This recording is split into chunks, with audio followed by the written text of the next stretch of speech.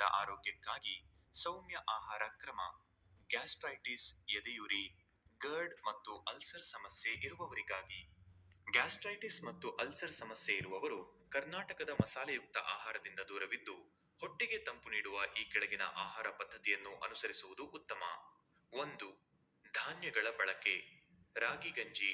ರಾಗಿ ಮುದ್ದೆಗಿಂತ ಹೆಚ್ಚಾಗಿ ಚೆನ್ನಾಗಿ ಬೇಯಿಸಿದ ರಾಗಿ ಗಂಜಿಯನ್ನು ಮಜ್ಜಿಗೆಯೊಂದಿಗೆ ಸೇವಿಸುವುದು ಉತ್ತಮ. ಮೃದುವಾದ ಅನ್ನ. ಚೆನ್ನಾಗಿ ಬೆಂದ ಅನ್ನ ಸುಲಭವಾಗಿ ಜೀರ್ಣವಾಗುತ್ತದೆ. ಹೆಸರು ಬೇಳೆ ತೊವ್ವೆ.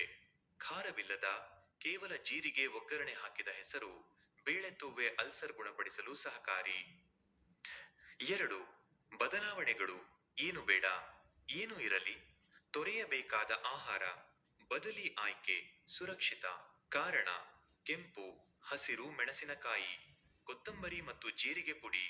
ಮೆಣಸಿನಕಾಯಿ ಅಲ್ಸರನ್ನು ಉಲ್ಬಣಗೊಳಿಸುತ್ತದೆ. ಹುಣಸೆಹಣ್ಣು, ನಿಂಬೆಹಣ್ಣು ಅಥವಾ ನೆಲ್ಲಿಕಾಯಿ. ಹುಣಸೆಹಣ್ಣು ಹೆಚ್ಚು ಆಮ್ಲೀಯ, ಅಸಿಡಿಕ್. ಎಣ್ಣೆಯಲ್ಲಿ ಕರಿದ ವಡೆ, ಬೋಂಡ, ಇಡ್ಲಿ ಅಥವಾ ಕಡುಬು. ಎಣ್ಣೆ ಪದಾರ್ಥಗಳು ಎದೆಯುರಿಯನ್ನು ಹೆಚ್ಚಿಸುತ್ತವೆ. ಸ್ಟ್ರಾಂಗ್ ಫಿಲ್ಟರ್ ಕಾಫಿ, ಜೀರಿಗೆ ನೀರು ಅಥವಾ ತಣ್ಣನೆಯ ಹಾಲು. ಕೆಫೀನ್ ಆಮ್ಲ ಉತ್ಪತ್ತಿಯನ್ನು ಪ್ರಚೋದಿಸುತ್ತದೆ. 3. ತರಕಾರಿಗಳ ಆಯ್ಕೆ. ನೀರಿನಂಶ ಹೆಚ್ಚಿರುವ ಮತ್ತು ಮೃದುವಾದ ತರಕಾರಿಗಳನ್ನು ಬಳಸಿ. ಬೂದು ಕುಂಬಳಕಾಯಿ.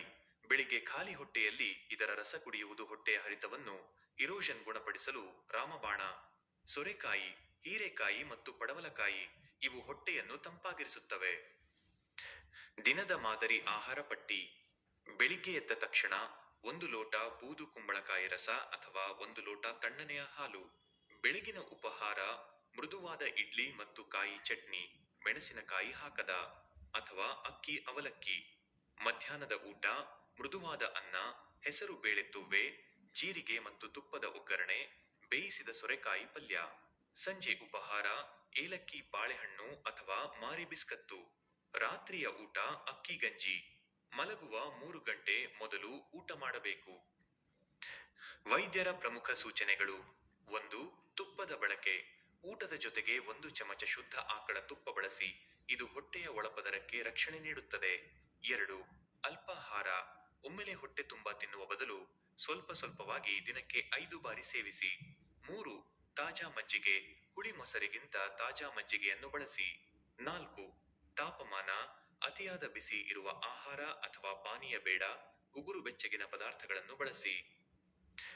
ಡಾಕ್ಟರೇ, ಈ ಮಾಹಿತಿಯನ್ನು ರೋಗಿಗಳಿಗೆ ನೀಡಲು ಇನ್ನೂ ಸರಳಗೊಳಿಸಬೇಕೇ? ಅಥವಾ ಯಾವುದಾದರೂ ನಿರ್ದಿಷ್ಟ ಖಾದ್ಯದ ಬಗ್ಗೆ ಮಾಹಿತಿ ಬೇಕೇ?